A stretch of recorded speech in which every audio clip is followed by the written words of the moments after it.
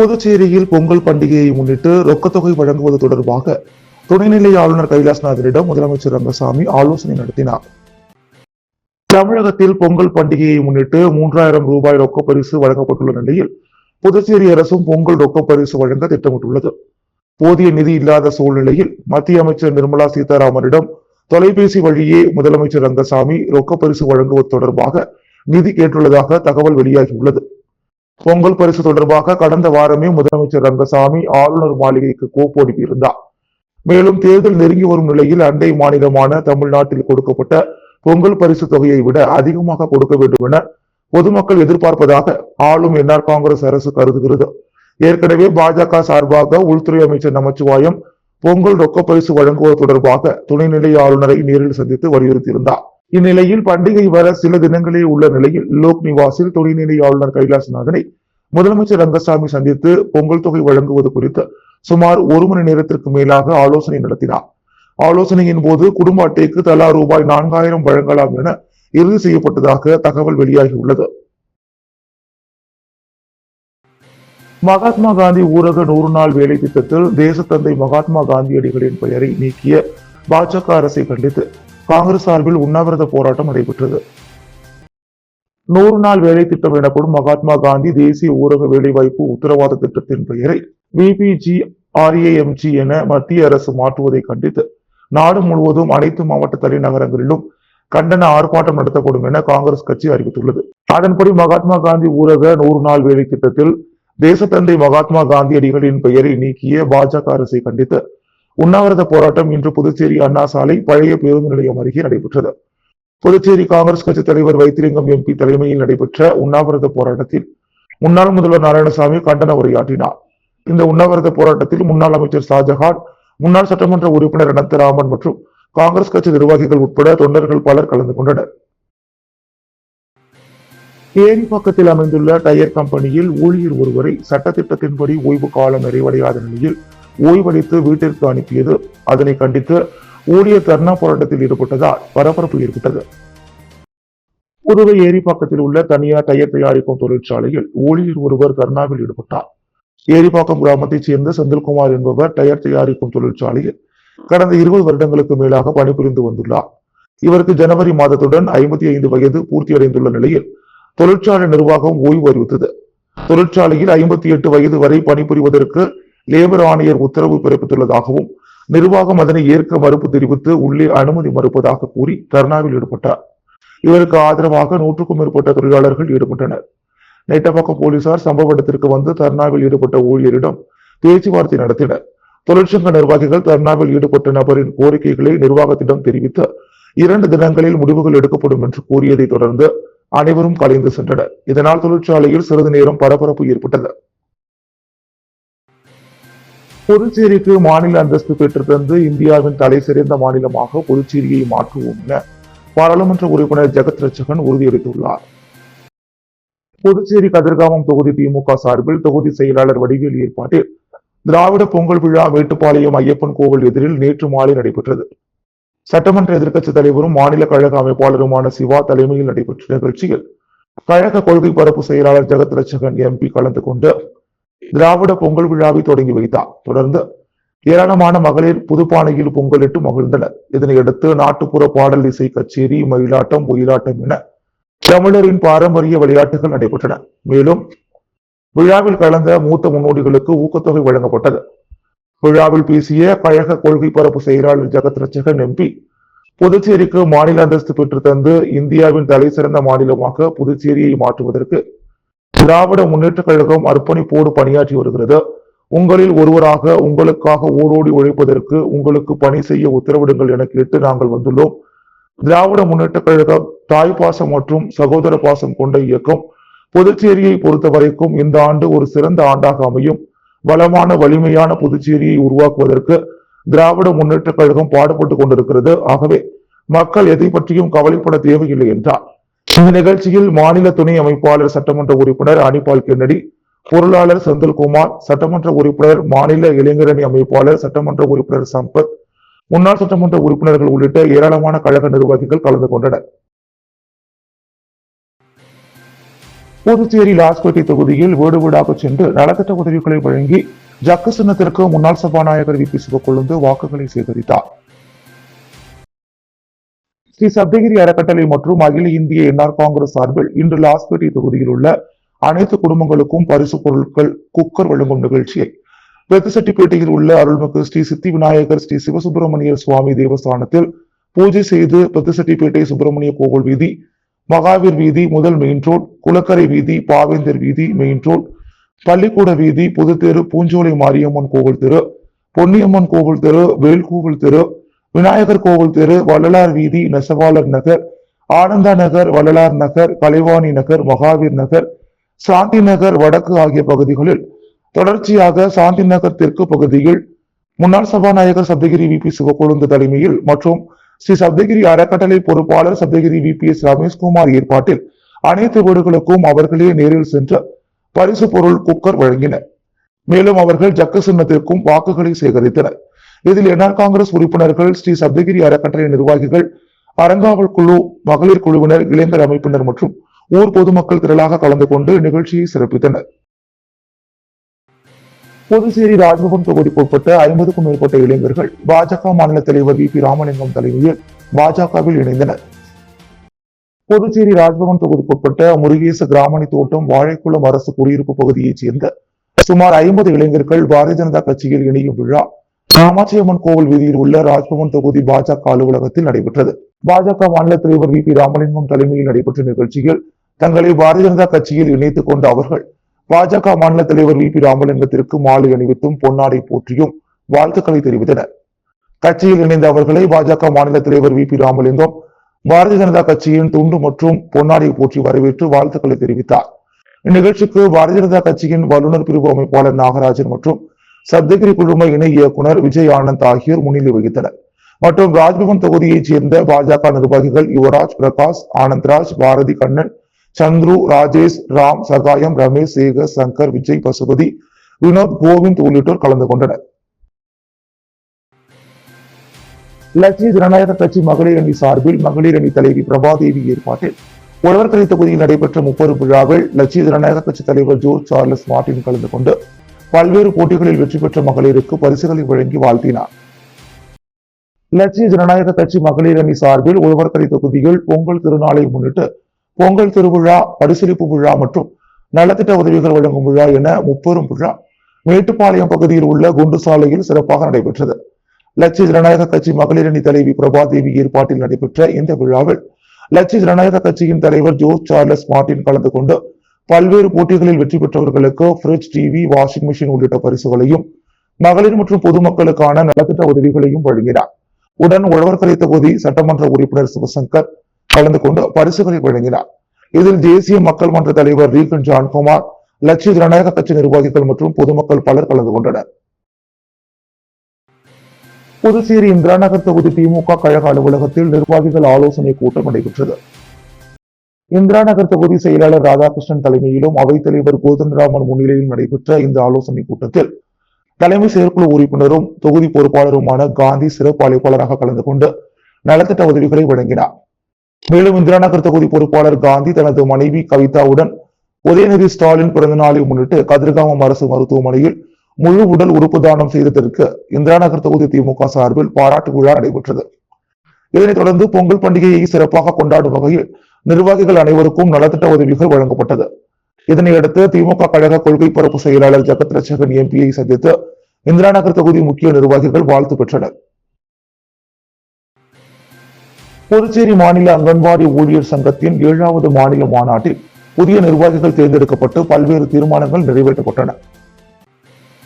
புதுச்சேரி மாநில அங்கன்வாடி ஊழியர் சங்கத்தின் 7வது மாநில மாநாடு பாலமோகனன் திடலில் உள்ள விஜயலட்சுமி நினைவு அரங்கத்தில் நேற்று நடைபெற்றது. மாநாட்டிற்கு சங்கத்தின் மாநில தலைவர் ராஜலட்சுமி தலைமை தாங்கினார். அங்கன்வாடி ஊழியர் மற்றும் உதவியாளர் சங்கத்தின் அகில இந்திய பொதுச் செயலாளர் சிந்து மாநாட்டில் பங்கேற்று பேசும் பொழுது, இந்தியாவில் 1975ஆம் ஆண்டு இளம் தலைமுறையினரின் ஆரோக்கியத்தை உறுதிப்படுத்தும் வகையில் ஊட்டச்சத்தான உணவு வழங்குவதற்காக கிராமப்புறங்களில் அங்கன்வாடிகள் துவங்கப்பட்டது. அங்கன்வாடிகள் மூலம் குழந்தைகளின் ஆரோக்கியத்தை உத்தரவாதப்படுத்தும் பணியாக இன்றைக்கும் விளங்கி வருகிறது. 23 லட்சம் அங்கன்வாடி ஊழியர்கள் பணியாளர்கள் நாடு முழுவதும் பணியாற்றி வருகின்றனர். அங்கன்வாடிகளை பாதுகாக்க குழந்தைகளின் ஆரோக்கியத்தை கூடுதல் நிதி ஒதுக்கி திட்டத்தை ஒன்றிய மாநில அரசுகள் பாதுகாக்க வேண்டும் என்று கேட்டுக்கொண்டார். முன்னதாக அனைத்து இந்திய ஜனநாயக மாதர் சங்கத்தின் அகில இந்திய துணைத் தலைவர் சுதா சுந்தர்ராமன் மாநாட்டை துவக்கி வைத்து பேசினார். அங்கன்வாடி ஊழியர் சங்க தமிழ் மாநில பொதுச் செயலாளர் தேவமணி, அரசு ஊழியர் சங்கங்களின் சம்மேளன கௌரவ தலைவர் பிரேமதாசன், செயல் தலைவர் ராதாகிருஷ்ணன், பொதுச் செயலாளர் முனுசாமி, அரசு ஊழியர் சங்க காரை பிரதேச செயலாளர் ஷேக் அலாவுதீன், செய்தி தொடர்பாளர் கலைமாமணி டாக்டர் நமச்சிவாயம் ஆகியோர் மாநாட்டை வாழ்த்தி பேசினர். மாநாட்டு வேலை அறிக்கையை சங்க பொதுச் செயலாளர் தமிழரசி வாசித்தார். பொருளாளர் செல்வராணி வரவு செலவு அறிக்கை தாக்கல் செய்தார். திரளான அங்கன்வாடி ஊழியர்கள் மாநாட்டில் பங்கேற்றனர். 7வது ஊதிய குழு பரிந்துரைகளை அமல்படுத்த வேண்டும், ஒப்பந்த ஊழியர்களை பணி நிரந்தரம் செய்ய வேண்டும், அங்கன்வாடி ஊழியர்களுக்கு மேற்பார்வையாளர் பதவி உயர்வு வழங்க வேண்டும், அங்கன்வாடி உதவியாளர்களுக்கு 25 விழுக்காடு பதவி உயர்வு, 6வது ஊதிய குழுவில் உதவியாளர்களுக்கு 50 விழுக்காடு நிலுவைத் தொகை உடனே வழங்க வேண்டும், போனஸ் நிலுவைத் தொகை மற்றும் பணியில் இறந்த பணியாளர்களின் வாரிசுகளுக்கு கருணை அடிப்படையில் பணி வழங்க வேண்டும் என்பன உள்ளிட்ட பல்வேறு தீர்மானங்கள் நிறைவேற்றப்பட்டது. மாநாட்டில் தலைவராக தமிழரசி, செயல் தலைவராக ராஜலட்சுமி, செயலாளராக லலிதா, பொருளாளராக செல்வராணி உள்ளிட்ட 15 பேர் கொண்ட புதிய மாநில குழு உறுப்பினர்கள் தேர்வு செய்யப்பட்டனர். பணி நிரந்தரம் வேண்டி புதுச்சேரி சட்டமன்றத்தை முற்றுகையிட முயற்சி செய்த பொதுப்பணித்துறை வவுச்சர் ஊழியர்களை சாலைகளை மூடி போலீசார் தடுத்து நிறுத்தினர். புதுவை பொதுப்பணித்துறையில் 1300 வவுச்சர் ஊழியர்கள் பணியாற்றி வருகின்றனர். இவர்களுக்கு ரூபாய் 18,000 தொகுப்பூதியமாக வழங்கப்பட்டு வருகிறது. அரசு பணியாளர்கள் கூட்டமைப்பு சார்பில் வவுச்சர் ஊழியர்களை பணி நிரந்தரம் செய்ய கோரி போராட்டம் நடத்தப்பட்டு வருகிறது. முதலமைச்சர் 10 ஆண்டு பணி முடிந்தவர்களை நிரந்தரம் செய்வதாக சட்டசபையில் வாக்குறுதி அளித்திருந்தார். ஆனால் பணி நிரந்தரம் செய்யவில்லை. பல்வேறு துறைகளில் 3000க்கும் மேற்பட்ட வவுச்சர் ஊழியர்களாக சொற்ப சம்பளத்தில் பணியாற்றி வருகின்றனர். மத்திய அரசு சட்டக்கூலி ரூபாய் 27,000 சமவெளிக்கு சம ஊதியம் வழங்க வேண்டும். காலி பணியிடங்களை வவுச்சர் ஊழியர்கள் மூலம் நிரப்ப வேண்டும். பணி நிரந்தரம் செய்ய வேண்டும் என வலியுறுத்தி கடந்த திங்கள் மற்றும் செவ்வாய்க்கிழமைகளில் பொதுப்பணித்துறை அலுவலகம் தலைமைச் செயலகத்தில் போராட்டம் நடத்தினர். அதையடுத்து புதுச்சேரி காரைக்காலில் கடந்த வாரம் புதன்கிழமை பணிகளை புறக்கணித்து அண்ணா சாலை அருகே தர்ணா போராட்டத்தில் ஈடுபட்டனர். அதையடுத்து தொடர் போராட்டம் நடத்துவோம் என அறிவித்திருந்தனர். இந்த நிலையில் அரசு பணியாளர்கள் கூட்டமைப்பு ஒருங்கிணைப்பாளர் சரவணன் தலைமையில் வவுச்சர் ஊழியர்கள் சட்டப்பேரவையை முற்றுகையிட வந்தனர். அவர்களை போலீசார் தடுத்தனர். இதையடுத்து அவர்கள் அரசு மருத்துவமனை அருகே தரையில் அமர்ந்து போராட்டம் செய்தனர். இதனால் சட்டப்பேரவை சாலைகள் மூடப்பட்டன. இரு பகுதியிலும் போலீசார் பாதுகாப்பு பணிகளில் ஈடுபட்டு வாகனங்களை சட்டப்பேரவை சாலைக்குள் அனுமதிக்கவில்லை. முதலியார்பேட்டை சட்டமன்ற தொகுதி மூகாம்பிகை நகர் மற்றும் விடுதலை நகர் உளந்தை உயர்நிலை நீர்த்தேக்க தொட்டி வளாகத்தில் புதிய சுத்திகரிக்கப்பட்ட குடிநீர் வழங்கல் மையத்தை சட்டமன்ற உறுப்பினர் சம்பத் திறந்து வைத்தார். புதுச்சேரி முதலியார்பேட்டை சட்டமன்ற தொகுதிக்குட்பட்ட மூகாம்பிகை நகர் மற்றும் விடுதலை நகர் உளந்தை உயர்நிலை நீர்த்தேக்க தொட்டி வளாகத்தில் புதிய குடிநீர் சுத்திகரிப்பு நிலையம் RO பிளான்ட் ரூபாய் 20 லட்சம் செலவில் அமைக்கப்பட்டுள்ளது. இதன் மூலம் முதலியார்பேட்டை மூகாம்பிகை நகர், விடுதலை நகர் மற்றும் அதனை சுற்றியுள்ள பகுதியில் உள்ள பொதுமக்கள் பயன்பெறுவார்கள்.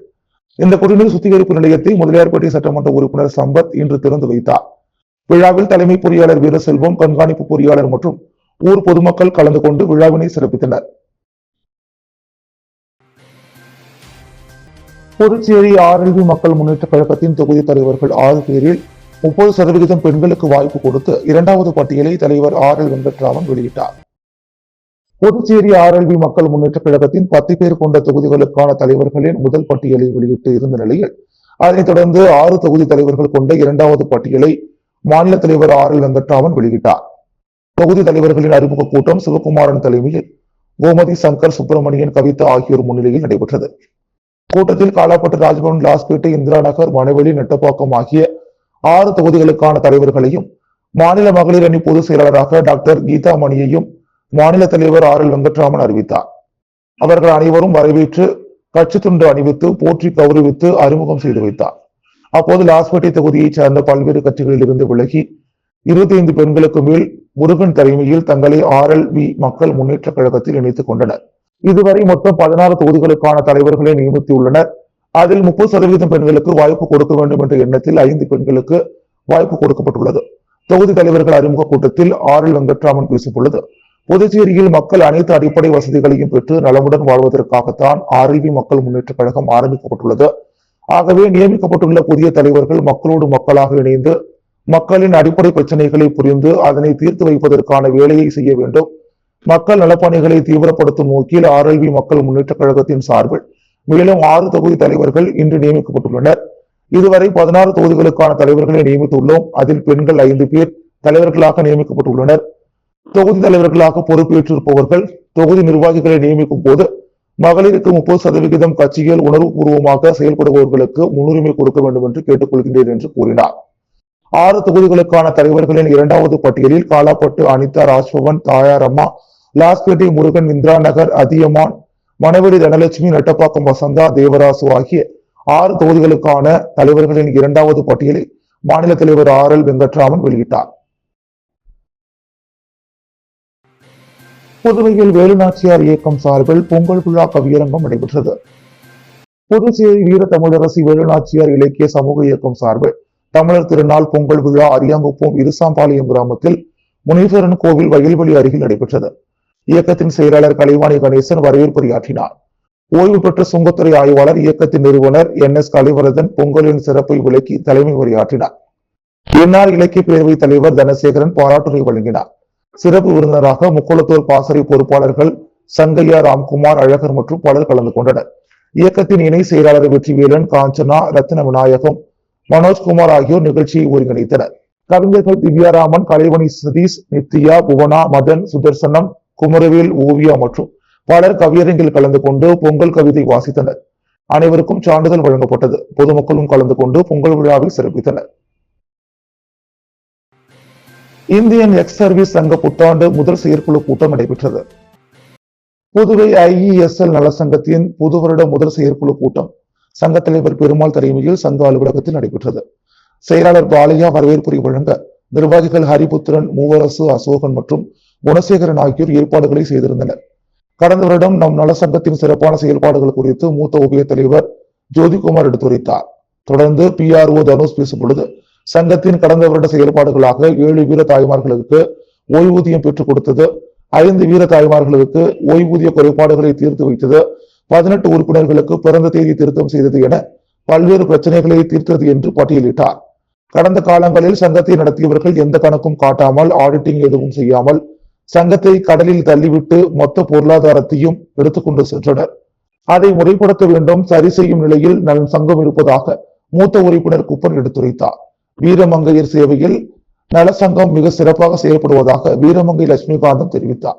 பொருளாளர் வேணுகோல் ராஜ், உதயகுமார் ஆகியோர் சங்கத்தின் வரும் திட்டங்கள் குறித்தும் கேப்டன் சுந்தரமூர்த்தி நலசங்கத்தின் அடுத்த கட்ட நகர்வு குறித்தும் எடுத்துரைத்தனர். சிறப்பு அழைப்பாளராக வருகை தந்த மேஜர் லூர்துசாமி, நிர்வாக நலச்சங்க தலைவர் பெருமாள் கலந்து கொண்டு சங்கத்தின் புது வருட கேலண்டரை வெளியிட்டார். நிகழ்ச்சியில் பொதுச் செயலாளர் நன்றி கூற செயற்குழு கூட்டம் நிறைவு பெற்றது. மணவெளி கிராமத்தில் எழுந்தருளி உள்ள ஸ்ரீ கலிவரத பெருமாள் ஆலயத்தில் ஸ்ரீ ஆண்டாள் ரங்கமன்னார் திருக்கல்யாண வைபவம் சிறப்பாக நடைபெற்றது. அரியாங்குப்பம் கொம்யூன் மணவெளி கிராமத்தில் எழுந்தருளி உள்ள ஸ்ரீதேவி பூதேவி சமேத ஸ்ரீ கலிபெருமாள் ஆலயத்தில் ஸ்ரீ ஆண்டாள் ரங்கமன்னார் திருக்கல்யாண மகோற்சவ விழா இன்று காலை நடைபெற்றது.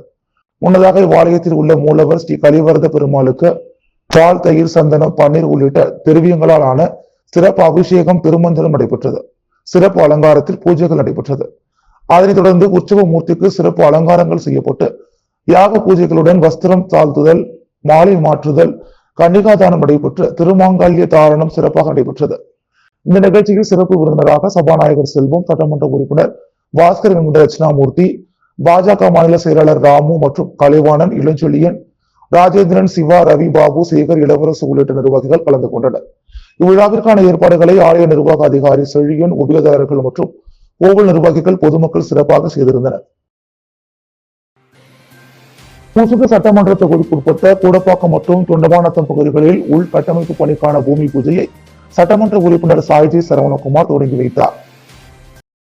புதுச்சேரி உசுடு சட்டமன்ற தொகுதிக்குட்பட்ட கூடம்பாக்கம் மற்றும் தொண்டமாநத்தம் ஆகிய பகுதிகளில் ரூபாய் 10 லட்சம் மதிப்பீட்டில் உள்கட்டமைப்பு பணிக்கான பூமி பூஜை நிகழ்ச்சி நடைபெற்றது. இந்நிகழ்ச்சியில் தொகுதியின் சட்டமன்ற உறுப்பினர் சாய்ஜி சரவணகுமார் கலந்து கொண்டு நிகழ்ச்சிக்கு தலைமை தாங்கினார்.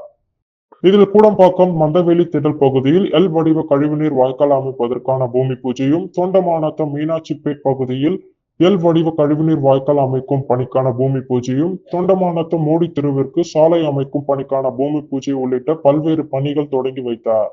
இந்நிகழ்ச்சியில் வில்லியனூர் கொம்யூன் பஞ்சாயத்து ஆணையர் பிரபாகர், சமூக சேவகர் சாய்ஜி தியாகராஜன், முன்னாள் தொகுதி தலைவர் ஐயனார், தொகுதி தலைவர் முத்தாலு முரளி, நிர்வாகிகள் மல்லிகா, பாலு, முரளி, முருகன், பழனி, குப்புசாமி, கண்ணன், சிவா, ஏழுமலை, சசி, மணிகண்டன், சக்திவேல், சாலை மற்றும் குடிநீர் பொறுப்பாளர் கருணாகரன் மற்றும் கூட்டணி கட்சியினர் பல கலந்து கொண்டு விழாவினை சிறப்பித்தனர்.